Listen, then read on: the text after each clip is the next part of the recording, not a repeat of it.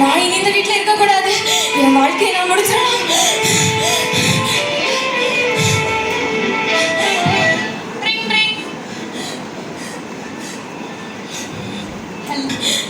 Hello hello, இப்போ எப்படி இருக்கு? அகிமா, நான் நல்லா இருக்கேன் அகிமா.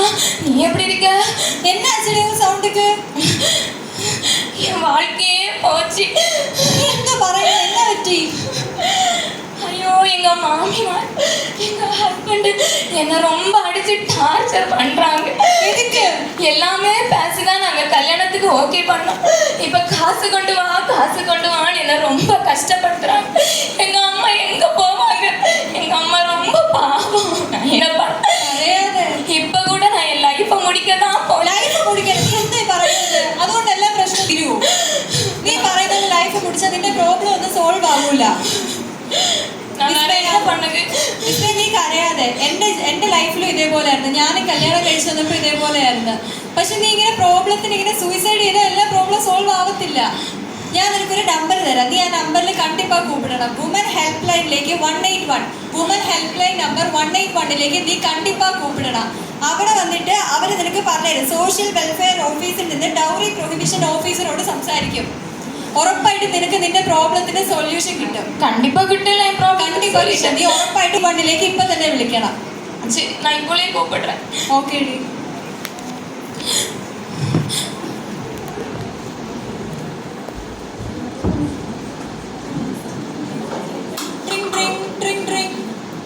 Hello hello hello ma'am.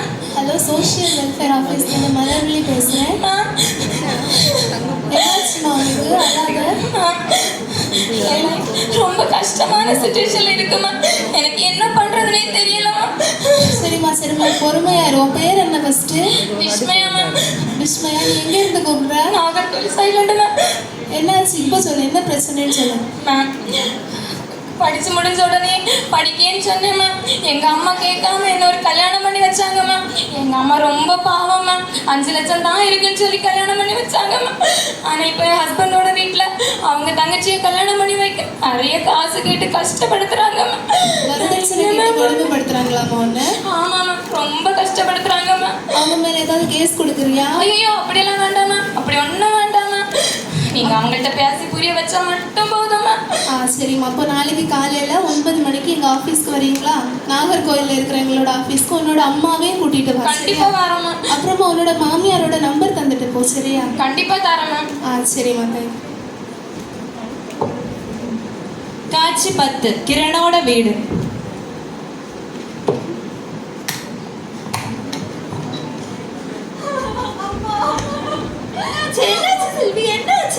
அம்மா, அந்த வீட்ல இருந்து ரொம்ப டார்ச்சர் பண்ணிருக்கேன். ആരുടെ ഉന്നെ ടോർച്ചർ പണ്ടത്?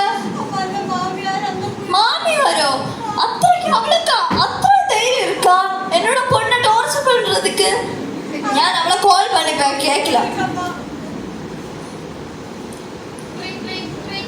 ஹலோ ஹலோ, இது செல்வியோட அம்மா பேசுறேன். உன்னை கோலுக்கு தான் நான் வெயிட் பண்ணி இருந்தேன். என்னதான் മോളെ വളർത്തി വെച്ചേക്കുന്നേ? വീട്ടിൽ ഒരു വേലയും ചെയ്യാതെ രാവിലെ മുതൽ ഒരുങ്ങി ഇരിക്കും.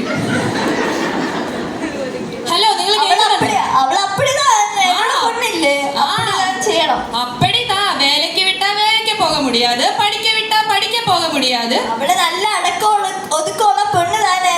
15 ലക്ഷം എന്ന് പറഞ്ഞിട്ട് നിങ്ങൾ എത്ര തന്നത്? വെറും 8 ലക്ഷം.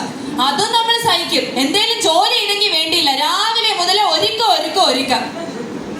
അവള് പിന്നെ എന്തോ ചെയ്യാനാ? അവള് പാവ ഒരു കൊച്ചല്ലേ. അപ്പൊ എന്താ ഉലക അഴുകിയൊക്കെ വീട്ടിൽ വെച്ചോ, ഇങ്ങോട്ട് വിടണ്ട. அப்படி ஒன்றும் சொல்லாத. என்னோட மவ வந்து நல்ல பொண்ணு. இது இந்த மாதிரி பொண்ணு வேற உலகத்திலும் கிடைக்க மாட்டேன். അപ്പൊ കിടക്കുന്ന ആരാന്ന് വെച്ചാ കെട്ടിച്ച് വിട്ടേക്കും. അയ്യോ, அப்படி ஒன்றும் சொல்லாத. നിങ്ങൾ വെച്ചിട്ട് പോ. ശരി.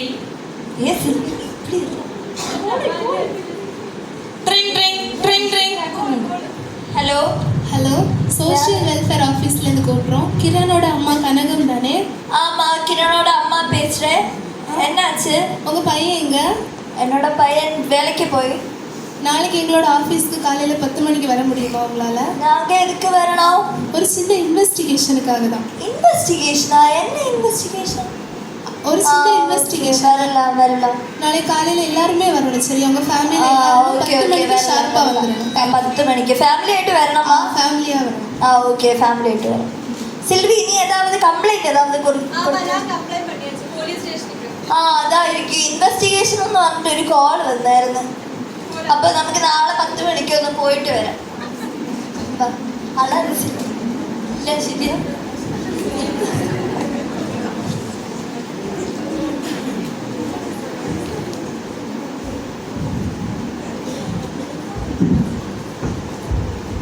കാച്ചി 11 സോഷ്യൽ വെൽഫെയർ ഓഫീസ്.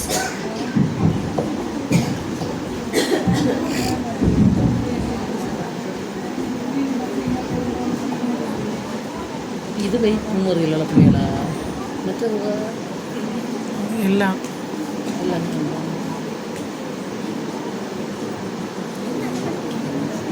இல்லை 2 இடத்துலுള്ളത് கொண்டு வேஸ்ட் உள்ள வாங்க, உட்காருங்க. Good morning.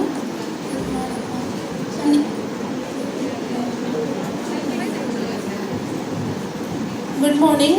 நீங்கள் தான் விஸ்மயாவோட அம்மாவா? ஆமாம் நான் தான். என்னாச்சு உங்களுக்கு? ரொம்ப சோகமாக இருக்கீங்க, என்ன பிரச்சனை? என் பிள்ளைய ஆசையான கல்யாணம் பண்ணி வச்சுட்டுக்காரெல்லாம் ரொம்ப ரொம்ப கொடுமைப்படுத்திட்டே இருக்கு. எனக்கு தெரியாது, நான் அப்போ இல்லாத வளர்த்த புள்ள. அவளுக்கு 5 லட்சம் ரூபாய் கொடுத்து நான் அவளை கல்யாணம் பண்ணி வச்சேன்.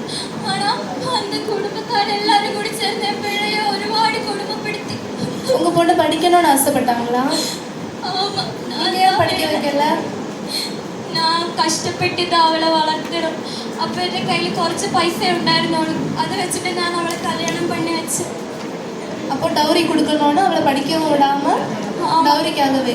உங்களுக்கு வரதட்சணை தடுப்பு சட்டம் பற்றி தெரியுமா? தெரியாது. வரதட்சணை தடுப்பு சட்டம் 1961 படி டவுரி கொடுக்கறது தப்பு. டவுரி கொடுக்குற நீங்கள் அவங்க மேலே கேஸ் ஃபைல் ஆச்சு அப்படின்னா 6 மாதத்துலேருந்து 2 வருஷம் வரைக்கும் ஜெயில் தண்டனையும் 15,000 ரூபாய் வந்து பனிஷ்மெண்ட்டும் உங்களுக்கு உண்டு. தெரியுமா அது உங்களுக்கு? நீங்கள் உங்கள் பொண்ணு படிக்கணும்னு ஆசைப்பட்ட பிறகும் அவங்கள படிக்க விடலை. என்றைக்குமே என்னது பணம் வந்து ஒரு பெரிய விஷயமே கிடையாது. இன்றைக்கி ஒருத்தங்க கையில் இருக்க, நாளைக்கு இனி ஒருத்தங்க கையில் போகும். ஆனால் கல்வி அப்படிங்கிறது ஒன்று அவங்கள்ட்ட யாராலையுமே எடுத்துக்க முடியாத ஒன்று. அவங்க படிக்கணும்னு ஆசைப்பட்ட பிறகும் நீங்கள் அவங்கள படிக்க விடலை. இன்றைக்கி உங்ககிட்ட கண்ணீர் வடிச்சிட்டு வந்து நிற்கிறாங்க. இனி உங்கள் மாமியார் மேலே ஏதாவது ரிட்டன் கம்ப்ளைண்ட் அறியாமா? அப்படி ஒன்றும் வேண்டாம் மேம். நீங்கள் சொல்லி புரிய வச்சா மட்டும் சொல்லி புரிய வச்சா மட்டும் போதும் மேம். ஓகே, நீங்கள் வெளியில் வெயிட் பண்ணுங்கள். மிஸ்ஸஸ் கனகம்,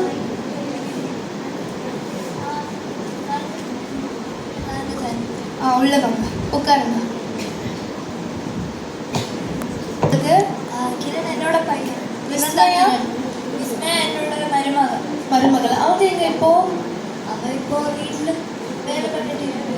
வீட்டில் வேலை பண்ணிட்டு இருக்காங்களா? அவங்க குடும்பமாக கூட்டிகிட்டு வர தானே சொன்னேன். நேற்றுக்கு அவங்க கூட ஏதாவது சண்டை போட்டிருக்கீங்களா? ஐயோ அப்படியெல்லாம் கிடையாது. போட்டிருக்காங்களா? உங்க பொண்ணு சொல்றாங்க நீங்க போட்டிருக்கீங்கன்னு, நீங்க சொல்றீங்க சண்டையே போடுங்க. അവളെ ചിന്ന പൊണ്ണ, അതുകൊണ്ട് അവൾ அப்படிதான். சார் நீங்க சொல்லுங்க சார். சண்டை போட்டிருக்கோம். என்ன பண்ணாங்க உங்க மருமகளை? എനിക്ക് പറയാൻ ഒരു റൈറ്റും ഇല്ല. என்ன பேச விட மாட்டீங்களா அவங்கள? ഞാൻ அப்படியொന്നും ഇല്ല. நீங்க சொல்லுங்க சார், என்ன நடந்ததுன்னு சொல்லுங்க. நீங்க சொல்லுங்க, என்னாச்சு? இவரு வந்து ரொம்ப அந்த பொண்ணுനെ டார்ச்சர் பண்ணிருக்கு. எந்த வீட்ல இதுதான் பண்ணிருக்கு. டவுரி கேட்டு டார்ச்சர் பண்றாங்களா? வரதட்சணை ரொம்ப டார்ச்சர் பண்ணி உங்க அம்மா இந்த அண்ணன் 2 பேரும் சேர்ந்து. வரதட்சணை தடுப்பு சட்டம் பற்றி உங்களுக்கு தெரியுமா? தெரியுமா உங்களுக்கு? தெரியாது. தெரியாதா?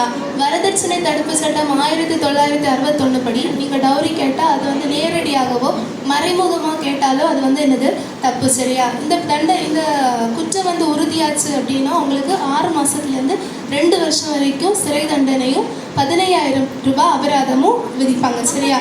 ஜெயிலுக்கு போகிறீங்களா? ஜெயிலுக்கு போகிறீங்களா? இல்ல. உங்களோட மருமகள் வந்து நான் கேட்டேன், அவங்க வந்து ரிட்டன் கம்ப்ளைண்ட் எதுவுமே தரல. அவங்க வந்து ரொம்ப நல்ல பொண்ணாக இருக்கிறாங்க. எப்போவுமே எனது கேரக்டர் தான் என்னது பெஸ்ட்டு. பணம் எப்போ வேணும்னாலும் வரும். இந்த மாதிரி ஒரு பொண்ணு உங்கள் குடும்பத்துக்கு கிடச்சது நீங்கள் ரொம்பவே கொடுத்து வச்சுருக்கணும். அவங்க மேலே ஒரு கம்ப்ளைண்ட்டுமே தரக்கு முன் வரல. என்ன பண்ண போகிறீங்க? பேசி முடிக்கலான் இருக்கீங்களா? அப்போ அவங்களே கூப்பிட்றலாமா? விஸ்மயா உங்களோட மாமியார் கிட்ட பேசியாச்சு. இனி இந்த மாதிரி அவங்க ஒன்றை வந்து டார்ச்சர் பண்ண மாட்டாங்க சரியா? பணமே கேட்க மாட்டாங்க. நீ மட்டும் அவங்களுக்கு போதுமா சரியா? ஓகேவா?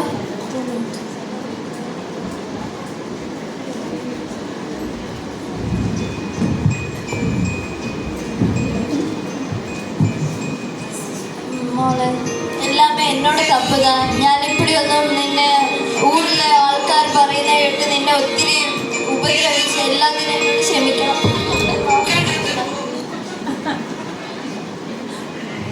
ഇനി നീ എൻ്റെ മോളെ പോലെ ആയിരിക്കും എപ്പോഴും. ക്ഷമിക്കണം.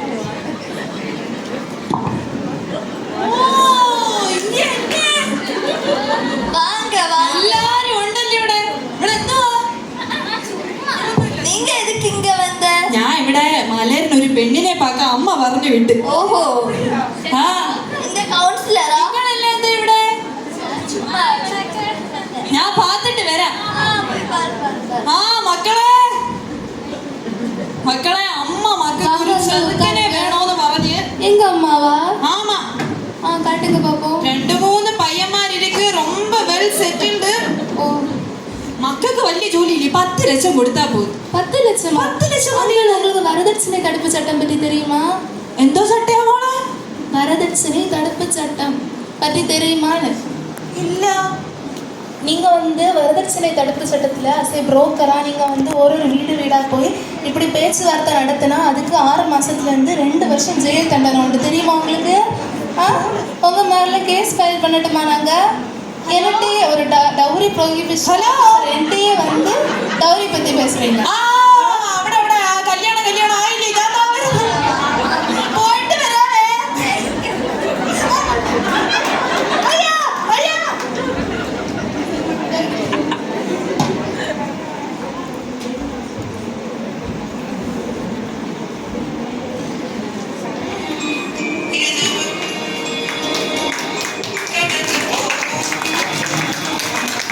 எல்லாரும் ஒரு அழகான ஸ்கிப் பார்த்தீங்க தானே?